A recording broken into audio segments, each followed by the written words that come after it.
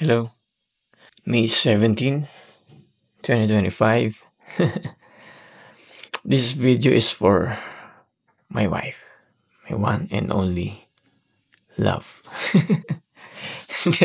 Birthday niya kasi ngayon, so naisip ko lang batiin siya sa ganitong paraan.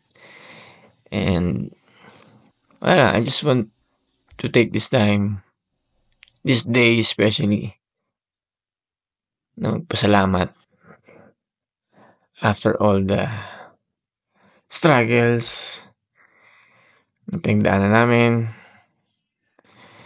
nung mag-jowa pa lang and hanggang ngayon mag-asawa. Meron pa ring struggles pero mas malapit na sa Diyos, and thank you for that, for helping me out na maging malapit lalo sa ating church.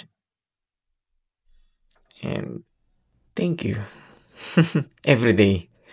Pasensya ka na sa minsan may pagiging mainit ng ulo, and I'm trying my best na bawasan yon, and I'm sure and God knows malayo na. Unlike before, syempre ngayon sobrang mas pinipili natin yung peace, and thank you for reminding me that always na kahit di mo sabihin, through your actions, mas sinusuko natin lahat ng decisions and plans natin sa Kanya. Sinusuko natin lahat, everything sa Kanya. And I pray na more birthdays to come, syempre, and more time with you.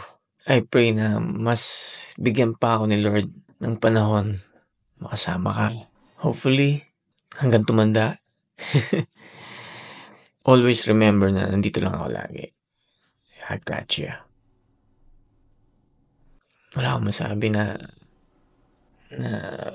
pangit or hindi magandang traits mo, kasi everything about you is so calm. Peaceful ako pagkasama kita. Alam mo yun, parang minsan tinatanong ko si Lord kung deserve ko ba yung ganito na, kasi I came from chaotic, alam mo naman. And happy birthday, love. I love you so much.